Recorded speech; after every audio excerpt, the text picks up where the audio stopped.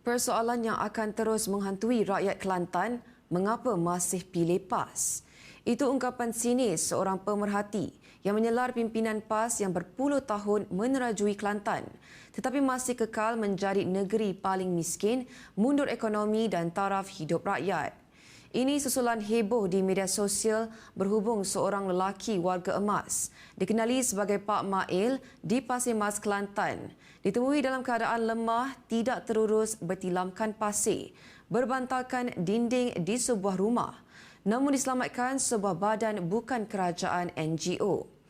Kejadian itu mengundang kritikan rakyat Kelantan yang mula melihat wajah sebenar pimpinan PAS.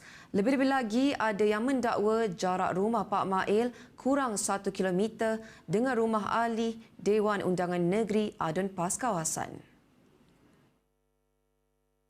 Lebih teruk, ada netizen mendakwa rakyat sudah buat aduan kepada adun kawasan tetapi diminta untuk panjangkan kepada ketua kampung sekaligus dikatakan tidak menunjukkan kepedulian terhadap rakyat. Sebaliknya, Kerajaan Negeri Kelantan pimpinan PAS pula didakwa menuduh pihak yang membantu Pak Mail sebagai tindakan memburukkan negeri Kelantan. Adun PAS kawasan Apam Putra, Zamaksyari Muhammad mendakwa kes Pak Mail itu bukan pengabaian yang disengajakan. Sebaliknya, atas faktor keselamatan, bagaimanapun kenyataan Exco Kerajaan Negeri itu dibidas semula rakyat Kelantan berdasarkan keadaan Pak Mail yang tidak berdaya. Lebih menambah bara netizen, Ahli Parlimen Rantau Panjang Siti Zaila Muhammad Yusof yang heboh di Parlimen baru-baru ini meninggalkan komen mengucapkan tahniah kepada adun tersebut berhubung kes Pak Mail tetapi dipersoal netizen bukan disampaikan kepada pihak yang betul. Mengulas lanjut perkara itu, pemerhati menegaskan